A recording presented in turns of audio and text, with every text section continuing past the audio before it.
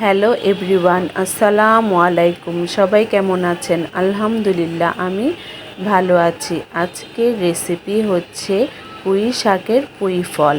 পুঁই ফল দিয়ে আমি আজকে রান্না করব। এখানে কেটে নিয়েছি আলু আর সাথে দিব চিংড়ি মাছ। চিংড়ি মাছ দিয়ে আজকে রান্না করব পুঁই শাকের পুঁই ফল। এই পুঁই শাকের পুঁই ফল আমার হাজবেন্ডের অনেক প্রিয় একটি সবজি। সবুজ সবুজ, এখনও পাকাগুলো বের হয়নি। পাকাগুলো রান্না করলে তরকারিটা আরও ভালো লাগে, পুরো রান্নাটা লাল হয়ে যায়। আর লালগুলো আমার কাছে বেশি ভালো লাগে, আর আমার হাজবেন্ডের দোনোটাই খুব পছন্দ, তাই নিয়ে আসলো আজকে পুঁই শাকের পুঁই ফল। এই তো এখানে বলতে বলতে কষানো হয়ে গেছে। এখন দিয়ে দিলাম আলুগুলো একটু হালকা কষিয়ে এখন দিয়ে দেব পুঁই শাকের পুঁই ফলগুলো। দেখতে অনেক সুন্দর লাগছে, তাই না? সবুজ সবুজ।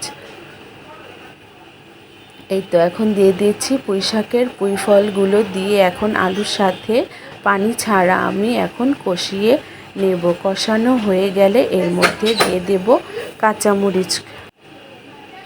এখন নাড়াচাড়া করে রেখে ঢাকনা দিয়ে ঢেকে দেব। এই কষানোর মধ্যেই আপনার ডাঁটাগুলো আর আলু সুন্দরভাবে হাফ সেদ্ধ হয়ে যাবে।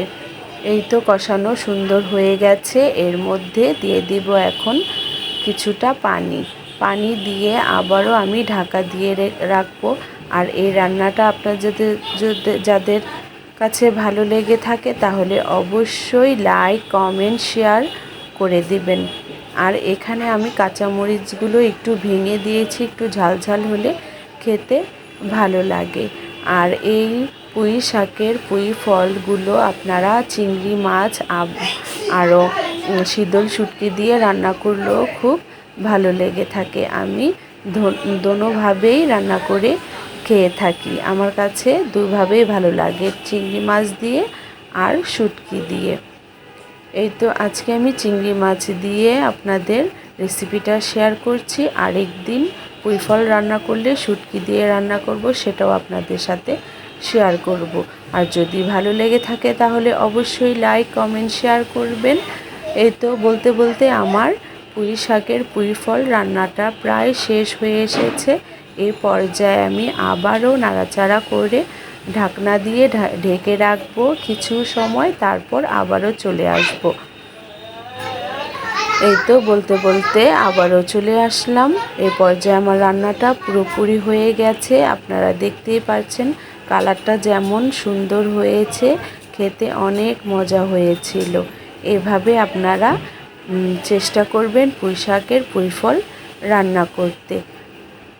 এই তো আমার রান্নাটা পুরোপুরি শেষ হয়ে গেছে।